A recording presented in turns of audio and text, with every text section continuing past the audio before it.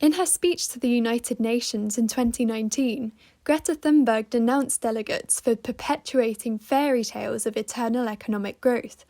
This is perhaps one of the most impactful statements about climate change ever made in history, because it forced people worldwide to consider the idea that our current economic system is incompatible with safeguarding the planet. But how is eternal economic growth a fairy tale? And what systemic changes can be made to ensure the future of both us and the planet? Money flows in a circular system where industry increases societal wealth by providing jobs, increasing the ability of society to pay for the services provided by industry, allowing industry to increase in size, further increasing the wealth of society. This system is an example of a positive or reinforcing feedback loop, because in the words of famous systems thinker Donella Meadows, it is self-enhancing, leading to exponential growth or to runaway collapses over time. According to systems thinking, positive feedback loops left to their own devices will ultimately destroy themselves. This applies to the economic model shown here. The famous and controversial Limits to Growth report, co-authored by Donella Meadows in 1972, shows that a collapse in economic growth is almost inevitable and fast approaching. This is because as economies grow exponentially, so does resource use, and while economic growth is theoretically eternal, the exploitation of the Earth system cannot be. Before the end of this century, economic growth will cause pollution and arable land use to overshoot the Earth's limits, causing both economic and population decline. While the models used in Limits to Growth were dismissed at the time as being pessimistic oversimplifications, their predictions have proven worryingly accurate. In fact, one of the latest analyses shows that society has already begun to decline, with a sharp downturn in industrial per capita output since 2015. So what can be done to bring this economic fairy tale back down to earth? Some say the answer is green growth, whereas others suggest that degrowth is required. Green growth aims to improve the current economic system by decoupling economic growth from environmental degradation. It uses the positive feedback loop of economic growth for the purpose of developing technology to safeguard the planet.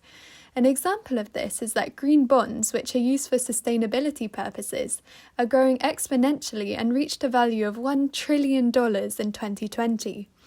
Decoupling is further achieved through inserting negative or balancing feedback loops into the system. These are system structures that limit growth. Exponential increases in pollution are limited through implementing recycling and carbon taxes, aimed at steering the economy towards a model of growth which doesn't destroy the planet.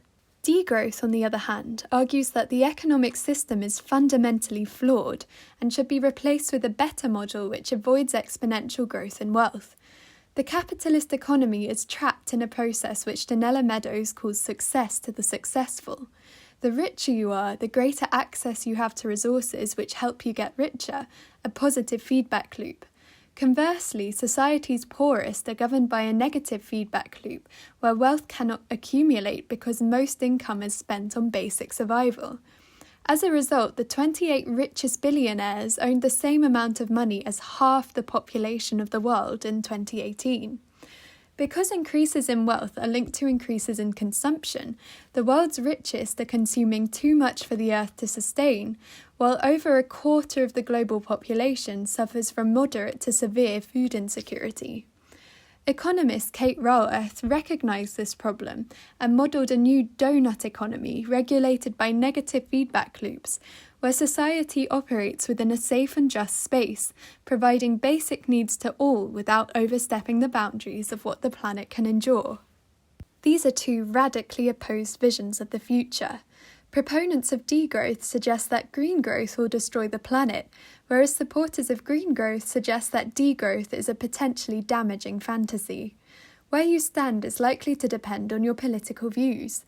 Degrowth produces a more socialist vision of the world, with the donut economy being trialled in the Netherlands, a welfare state. Green growth, on the other hand, is generally more preferable to people with conservative mindsets. What the solutions can agree on is that rapid systemic change is needed to prevent fairy tales of economic growth from having concrete and disastrous impacts.